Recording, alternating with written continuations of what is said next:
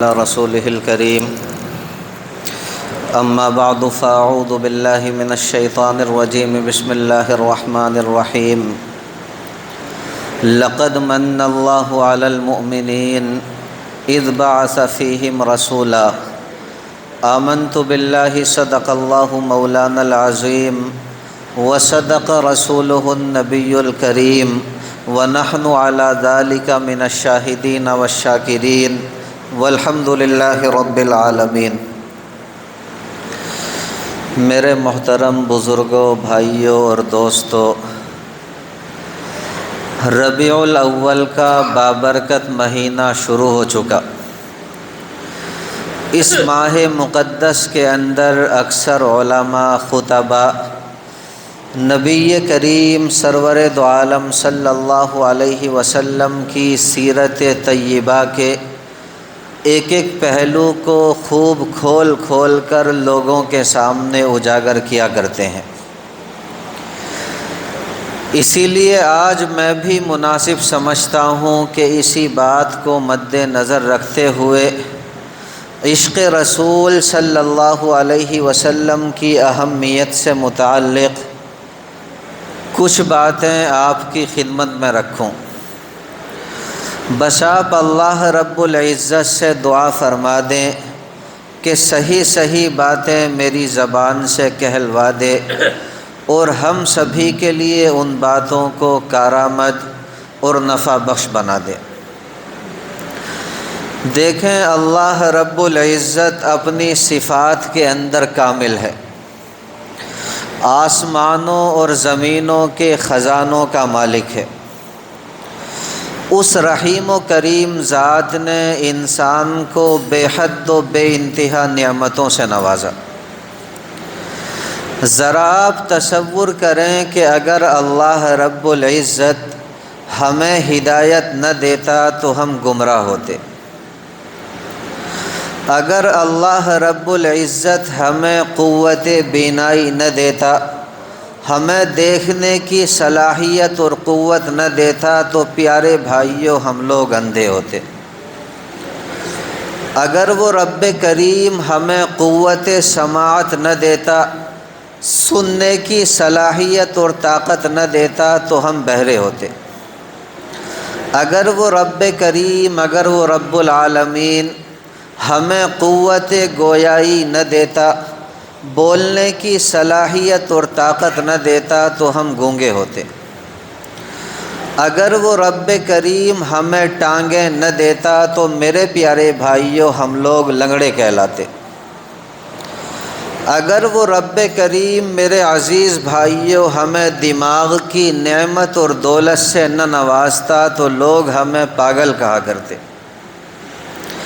اگر وہ رب کریم ہمیں رزق کی دولت سے نہ نوازتا تو آج ہم مفلس کہلاتے، آج ہم قلاش اور فقیر کہلاتے۔ اگر اس رب کریم نے ہمیں اچھی صورت سے نہ نوازا ہوتا تو آج لوگ بدصورت اور بری شکل والا کہہ کر کے ہمیں طعنے دے رہے ہوتے۔ اگر اللہ رب العزت نے ہمیں اچھی صحت نہ دی ہوتی تو میرے پیارے بھائیوں ہم لوگ آج بیمار ہوتے۔ اگر اللہ رب العزت نے ہمیں اولاد کی نعمت اور دولت سے نہ نوازا ہوتا تو آج ہم لوگ میرے پیارے بھائیوں بے اولاد ہوتے۔ اگر اللہ رب العزت نے ہمیں عزتوں سے نہ نوازا ہوتا تو آج میرے پیارے بھائیوں ہم لوگ ذلیل و خوار ہوتے۔ یوں سمجھ لیجئے کہ ہمارے پاس جو کچھ بھی ہے محض ہمارے رب کی عطا ہے۔ آپ دیکھیں قرآن مقدس کے اندر اللہ جل جلالہ نے ارشاد فرمایا وَإِن تَعُدُّوا نِعْمَةَ اللَّهِ لَا تُحْصُوهَا، کہ میرے بندو میں نے تمہیں اس قدر نعمتوں سے نوازا ہے، میرے بندو میں نے تمہیں اس قدر نعمتیں دی ہیں کہ اگر تم ان نعمتوں کو گننا چاہو، اگر تم ان نعمتوں کو شمار کرنا چاہو تو نہیں کر سکتے۔ اگر تم ان نعمتوں کو گنتی اور تعداد کے اندر لانا چاہو تو نہیں لا سکتے۔ لیکن دیکھیں، حیرت کی بات ہے کہ اتنی ساری نعمتیں دینے کے باوجود بھی اس رب کریم نے کبھی احسان نہیں جتایا۔ آپ نے کبھی سنا کہ اللہ رب العزت نے کوئی نعمت دی ہو اور احسان جتایا ہو؟ جس طرح آج ہم کسی کے ساتھ ذرا سی بھلائی کر دیں تو فوراً احسان جتانے بیٹھ جاتے ہیں۔ کبھی سنا کہ اللہ رب العزت نے نعمت دے کر کے احسان جتایا؟ نہیں سنا ہو۔ ہاں، البتہ ایک نعمت ایسی بھی دی کہ اللہ رب العزت کو بھی دینے میں مزہ آ گیا، اور اللہ رب العزت نے قرآن مقدس کے اندر کھلے لفظوں میں اس کا اعتراف اور اقرار یوں فرمایا۔ اللہ رب العزت نے ارشاد فرمایا، لقد من اللہ علی المؤمنین اذ بعث فیہم رسولا، کہ اللہ رب العزت نے ایمان والوں کے اوپر احسان کیا کہ ان میں نبی اکرم صلی اللہ علیہ وسلم کو بھیجا۔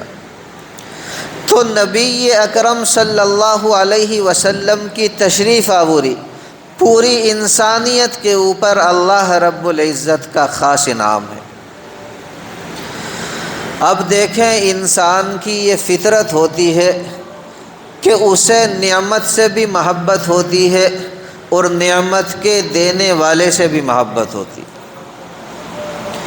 اس لیے ایک مومن کو اللہ رب العزت کے ساتھ بھی شدید محبت ہے، کیونکہ اللہ رب العزت نعمتوں کا دینے والا ہے، اور نبی اکرم صلی اللہ علیہ وسلم کے ساتھ بھی شدید محبت ہے، کیونکہ نبی اکرم صلی اللہ علیہ وسلم اللہ رب العزت کی دی ہوئی ایک نعمت ہے۔ اسی لیے ترمذی شریف کے اندر ایک حدیث مبارکہ ہے جس میں نبی اکرم صلی اللہ علیہ وسلم ارشاد فرماتے ہیں، آپ فرماتے ہیں کہ اللہ رب العزت سے محبت کرو اس وجہ سے کہ اللہ رب العزت نے تمہیں نعمتوں سے نوازا، اور فرماتے ہیں مجھ سے محبت کرو اللہ رب العزت کی محبت کی وجہ سے۔ مقصد یہ تھا، چونکہ اللہ رب العزت کو مجھ سے محبت ہے، چونکہ اللہ رب العزت مجھ سے محبت فرماتے ہیں، اس لیے تم بھی مجھ سے محبت کرو۔ آپ اندازہ لگائیں کہ عشق رسول اور محبت رسول صلی اللہ علیہ وسلم کی یہ کتنی واضح اور صاف دلیل ہے۔ اسی کو ایک شاعر کہتا ہے کہ محمد کی محبت ہے، محمد کی محبت ہے سند آزاد ہونے کی اور خدا کے دامن توحید میں آباد ہونے کی۔ یعنی جو بندہ نبی اکرم صلی اللہ علیہ وسلم سے محبت کرے گا وہ در حقیقت اللہ رب العزت کے انعام کی قدردانی کرے گا۔ اور یہ حقیقت ہے کہ جب بندہ نعمت کی قدردانی کرتا ہے تو اصول ہے کہ اسے نعمتیں زیادہ دی جاتی ہیں، اس کی نعمتوں کے اندر کمی نہیں کی جاتی۔ اللہ رب العزت نے قرآن مقدس کے اندر ارشاد فرمایا، لَإِن شَكَرْتُمْ لَأَزِيدَنَّكُمْ، کہ میرے بندو اگر تم نعمتوں کی قدردانی کرو گے، اگر تم نعمتوں کے اوپر شکریہ ادا کرو گے تو پھر میں تمہیں نعمتیں اور زیادہ دوں گا۔ اب یہاں پر دیکھیں، ایک سوال پیدا ہوتا ہے اور یہ توجہ سے سننے اور سمجھنے والی بات ہے۔ وہ سوال یہ پیدا ہوتا ہے کہ اللہ رب العزت نے اپنا سب سے بڑا انعام تو نبی اکرم صلی اللہ علیہ وسلم کو بھیج کر ہمیں عطا کر دیا۔ اب وہ کون سی بڑی نعمت ہے جو اس انعام کی قدردانی پر اللہ رب العزت ہمیں دیں گے؟ جواب اس کا یہ ہے کہ اس سے بڑی نعمت ہے اللہ رب العزت کی محبت اور اللہ رب العزت کی رضا۔ یعنی جو بندہ نبی اکرم صلی اللہ علیہ وسلم سے محبت کرے گا، اس عمل کے بدلے اللہ رب العزت اس سے محبت کریں گے۔ اور اسے اپنی رضا سے نواز دیں گے۔ اسی کو علامہ اقبال علیہ الرحمٰن نے اپنے انداز میں یوں فرمایا، یہ جہاں ذہن سے نکل گیا، جو اس شعر کا آخری مصرع ہے وہ یہ ہے کہ یہ جہاں چیز ہے کیا لوح و قلم تیرے ہیں۔ یہ نبی اکرم صلی اللہ علیہ وسلم کی شان میں علامہ اقبال علیہ الرحمٰن نے کہا تھا، جس کا مطلب یہ ہے کہ نبی اکرم صلی اللہ علیہ وسلم کی محبت یوں سمجھیں کہ دنیا اور آخرت کی کامیابیوں کے حاصل ہونے کی کنجی اور چابی ہے۔ اس سے اللہ رب العزت کی رحمت جو ہے وہ خوب جھوم جھوم کر کے برسا کرتی ہے۔ ہم اسے اس طرح بھی کہہ سکتے ہیں کہ نبی اکرم صلی اللہ علیہ وسلم کے ساتھ نسبت کا ہونا یہ در حقیقت اللہ رب العزت کے ساتھ نسبت کا ہونا۔ اس کی چند دلیل میں قرآن مقدس سے آپ کی خدمت میں رکھتا ہوں، جتنی توجہ کے ساتھ سنیں گے انشاءاللہ ثم انشاءاللہ بات کا سمجھنا ہمارے لیے اتنا ہی آسان ہو جائے گا۔ دیکھیں قرآن مقدس کے اندر اللہ جل جلالہ نے ارشاد فرمایا، ان الذین یبایعونک انما یبایعون اللہ۔ اے نبی اکرم صلی اللہ علیہ وسلم، وہ لوگ جو آپ سے بیعت کر رہے تھے وہ در حقیقت اللہ رب العزت سے بیعت کر رہے تھے، اور فرمایا ید اللہ فوق ایدیہم، اللہ رب العزت کا ہاتھ ان کے ہاتھوں کے اوپر تھا۔ تو یہاں ہمیں یہ پتہ چلا کہ جن صحابہ کرام نے نبی اکرم صلی اللہ علیہ وسلم سے بیعت کی، ان کی بیعت اللہ رب العزت سے ہو گئی۔ اللہ رب العزت ارشاد فرماتے ہیں کہ میرا ہاتھ ان کے ہاتھوں کے اوپر تھا۔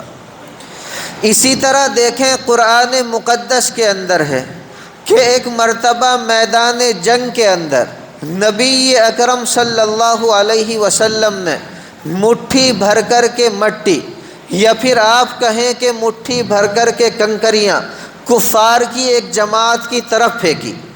اللہ رب العزت نے نبی اکرم صلی اللہ علیہ وسلم کے اس عمل کو اپنی طرف منسوب کر کے فرمایا کہ وما رمیت اذ رمیت ولکن اللہ رمی۔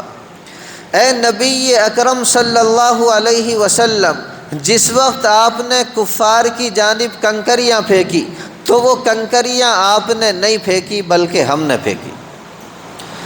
آپ اندازہ لگائیں، ان مثالوں سے واضح ہو جاتا ہے کہ جب نبی اکرم صلی اللہ علیہ وسلم کے عمل کو اللہ رب العزت اپنے عمل کے ساتھ منسوب فرما رہے ہیں تو پھر اس کا مطلب یہ ہے کہ نبی اکرم صلی اللہ علیہ وسلم سے محبت کرنا یہ در حقیقت اللہ رب العزت سے محبت کرنا۔ یا پھر آپ کہیں کہ نبی اکرم صلی اللہ علیہ وسلم کے ساتھ نسبت کا ہونا یہ در حقیقت اللہ رب العزت کے ساتھ نسبت کا ہونا۔ آپ اس طرح بھی کہہ سکتے ہیں کہ جس کو نبی اکرم صلی اللہ علیہ وسلم کے ساتھ نسبت نہیں، اس کو اللہ جل جلالہ کے ساتھ بھی نسبت نہیں۔ اسی کو ایک شاعر نے بڑے اچھے انداز میں کہا، اس نے کہا کہ نسبت مصطفیٰ بھی عجب چیز ہے، نسبت مصطفیٰ بھی عجب چیز ہے، جس کو نسبت نہیں اس کی عزت نہیں، اور خود خدا نے نبی سے یہ فرما دیا جو تمہارا نہیں وہ ہمارا نہیں۔ اس پر دیکھیں میرے عزیز بھائیوں، میں قرآن مقدس سے اور بھی دلائل آپ کی خدمت میں رکھتا ہوں، انشاءاللہ ثم انشاءاللہ توجہ سے سنیں گے تو سرکار دو عالم صلی اللہ علیہ وسلم کی محبت ہمارے دلوں میں بیٹھے گی، اور ہمیں پتہ چلے گا کہ ایک بندہ اپنے پیارے نبی سرکار دو عالم صلی اللہ علیہ وسلم سے محبت کرے تو اس کا یہ عمل اللہ جل جلالہ کو کتنا پسند ہے۔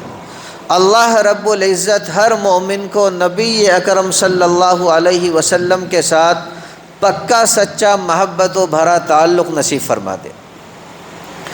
دیکھیں قرآن مقدس کے اندر اللہ جل جلالہ نے اپنے پیارے حبیب نبی اکرم صلی اللہ علیہ وسلم کو مخاطب کرتے ہوئے ارشاد فرمایا، قل، اے نبی اکرم صلی اللہ علیہ وسلم آپ فرما دیجئے ان کنتم تحبون اللہ، اگر تم لوگ اللہ رب العزت سے محبت رکھتے ہو فاتبعونی، تو میری اتباع کرو، میری پیروی کرو۔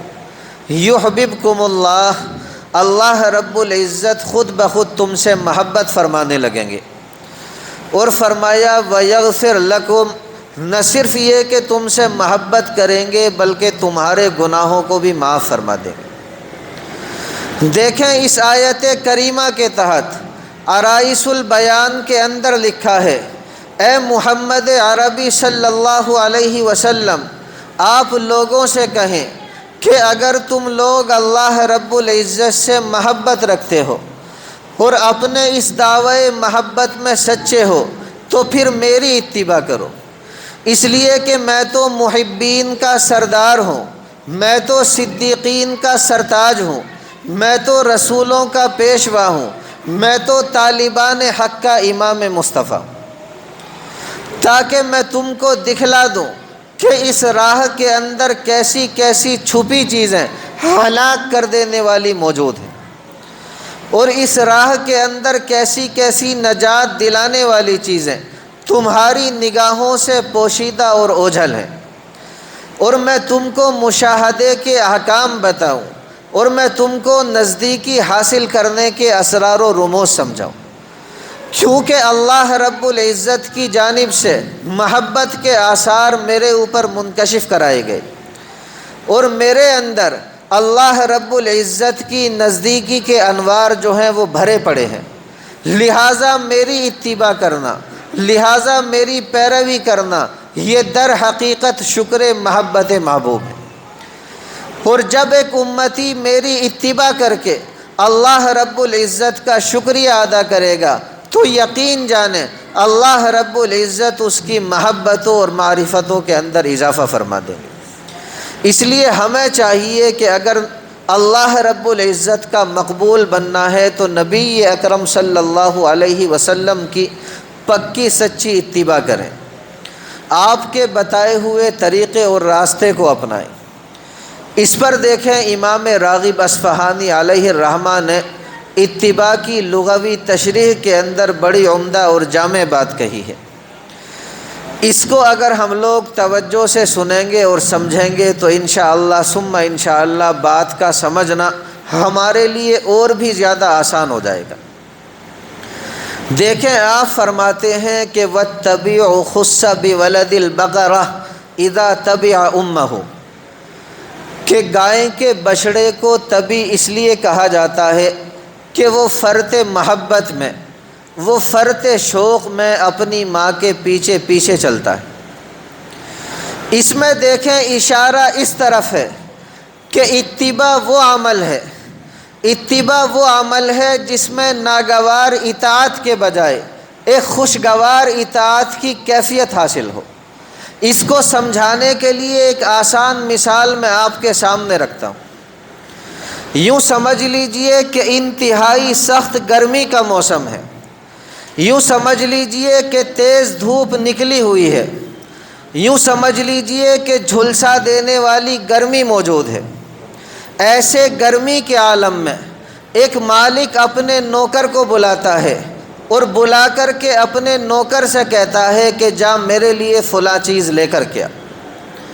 اب وہ نوکر اپنی طبیعت کے نہ چاہتے ہوئے بھی جاتا ہے اور جا کر کے اپنے مالک کے لیے وہ چیز تیز گرمی میں لے آتا ہے، لیکن ساتھ ہی ساتھ دل میں اپنے مالک کو کوس رہا ہوتا ہے، یہ کہہ رہا ہوتا ہے کہ یہ بھی کوئی وقت تھا کام کرانے کا، بس منہ اٹھایا اور زبان ہلا دی، اس کو دوسرے کی تکلیف کا ذرہ برابر بھی احساس نہیں۔ دوسری طرف دیکھیں ایک استاذ، ایک مربی، ایک معلم اپنے سعادت مند، اپنے ہونہار شاگرد کو بلاتا ہے اور شاگرد کو بلا کر کے کہتا ہے کہ بیٹا آپ میرے لیے فلاں چیز لے کر کے آ جائیں، اور ساتھ ساتھ استاذ یہ نصیحت بھی کرتا ہے کہ بیٹا اس وقت دھوپ بہت تیز ہے، اس وقت گرمی بہت زیادہ ہے، ذرا انتظار کریں، جب دھوپ ڈھل جائے گی، گرمی کی شدت کم ہو جائے گی، اس کے بعد آپ چلے جانا اور میرے لیے یہ چیز لے کر کے آ جانا۔ لیکن دیکھیں وہ سعادت مند شاگرد، وہ ہونہار شاگرد اس کڑکتی دھوپ کو خاطر میں نہ لاتے ہوئے، اس جھلسا دینے والی گرمی کو خاطر میں نہ لاتے ہوئے مارے خوشی کے دوڑا دوڑا جاتا ہے اور انتہائی خوشی کے ساتھ اپنے دل کے پورے سکون کے ساتھ اپنے استاذ کے لیے جلدی سے وہ چیز لے کر کے آ جاتا ہے۔ پہلی صورت میں ایک نوکر نے بھی میرے پیارے بھائیوں کام یہی کیا، لیکن دل کی ناگواری کے ساتھ کیا۔ دوسری صورت میں ایک سعادت مند شاگرد نے بھی یہی کام کیا، لیکن دل کی خوشی کے ساتھ کیا۔ اسی دوسری صورت کا نام یوں سمجھیے اتباع ہے۔ اگر ہمیں اللہ رب العزت کا محبوب بننا ہے، اگر ہمیں اللہ رب العزت کا پیارا بننا ہے، اگر ہمیں اللہ رب العزت کا مقبول ترین بندہ بننا ہے، تو میرے پیارے بھائیوں نبی اکرم صلی اللہ علیہ وسلم کی ایسی اتباع ہم میں سے ہر ایک کو کرنی پڑے گی، جب جا کر کے ہم اللہ رب العزت کے پیارے بنیں گے۔ تو ایمانداری کے ساتھ بتائیے کہ نبی اکرم صلی اللہ علیہ وسلم کی ایسی اتباع کریں گے؟ ذرا زور سے کہیں کہ انشاءاللہ کریں۔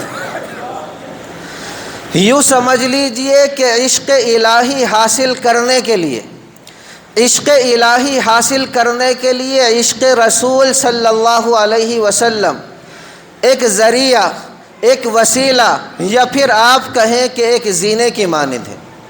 اسی کو ایک شاعر نے کہا ہے اور بڑے اچھے انداز میں کہا۔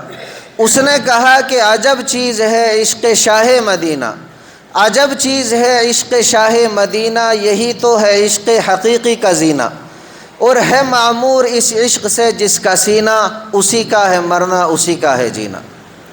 اس پر دیکھیں میں ایک اور آیت مبارکہ آپ کی خدمت میں رکھتا ہوں اور اپنی بات کو مکمل کر دیتا ہوں۔ اس آیت مبارکہ سے ہمیں پتہ چلے گا کہ ایک مومن کے دل کے اندر نبی اکرم صلی اللہ علیہ وسلم کی محبت جو ہے وہ کس درجے ہونی چاہیے۔ دیکھیں اللہ رب العزت نے اپنے پیارے حبیب نبی اکرم صلی اللہ علیہ وسلم کو مخاطب کرتے ہوئے ارشاد فرمایا کہ قل، اے نبی اکرم صلی اللہ علیہ وسلم آپ فرما دیجئے، ان کان آباؤکم، اگر تمہارے باپ دادا، و ابناؤکم، اور تمہارے بیٹے، و اخوانکم، اور تمہارے بھائی، و ازواجکم، اور تمہاری بیویاں، اور فرمایا و عشیرتکم، اور تمہارے خاندان قبیلے والے، اور فرمایا و اموال اقترفتموہا، اور تمہارے وہ مال جو تم نے کما رکھے ہیں، اور فرمایا و تجارت تخشون کسادہا، اور تمہاری وہ تجارت، تمہارے وہ کاروبار جن کے بند ہونے اور نقصان کا تمہیں ڈر لگا رہتا ہے، اور فرمایا و مساکن ترضونہا، اور تمہارے وہ مکانات، تمہاری وہ حویلیاں جو تمہیں پسند ہیں اور جن سے تم محبت کرتے ہو۔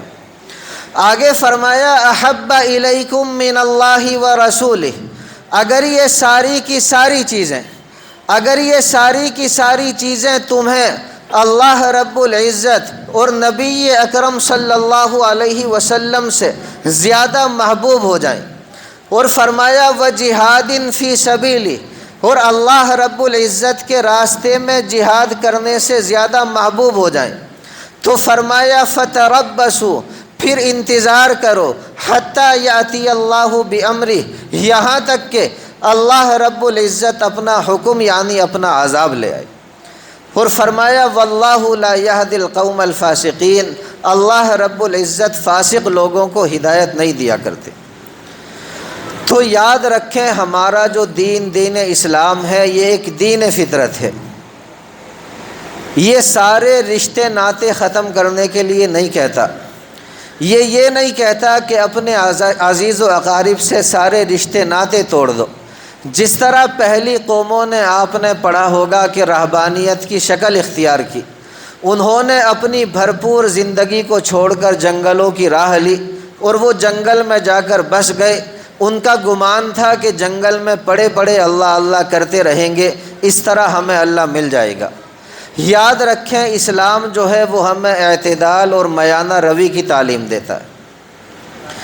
اسلام ہمیں یہ تعلیم دیتا ہے کہ اللہ رب العزت کی جانب جانے والا راستہ ان جنگلوں اور غاروں سے ہو کر نہیں جاتا، بلکہ انہی گلی کوچوں اور انہی بازاروں سے ہو کر کے جاتا ہے، بس سمجھنے کی ضرورت ہے۔ اس لیے یاد رکھیں جتنی چیزیں اس آیت مبارکہ کے اندر بیان کی گئی، ان تمام چیزوں کی محبت منع نہیں بلکہ ان کی احبیت منع ہے، یعنی ان تمام چیزوں کو اپنے دل کے اندر اس قدر جگہ نہ دو، یعنی اپنے دل کے اندر ان تمام چیزوں کی اس طرح محبت نہ بٹھاؤ کہ تمہارے روحانی راستے کی ترقی میں یہ چیزیں رکاوٹ بننے لگیں، اور پھر اللہ رب العزت اور نبی اکرم صلی اللہ علیہ وسلم کی محبتوں کے ساتھ ٹکرانے لگے۔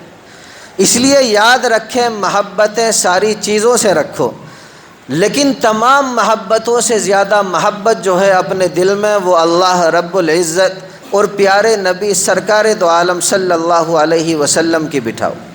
اس بات کو آنے والے ہفتوں میں انشاءاللہ اور بھی تفصیل سے آپ کے سامنے رکھوں گا۔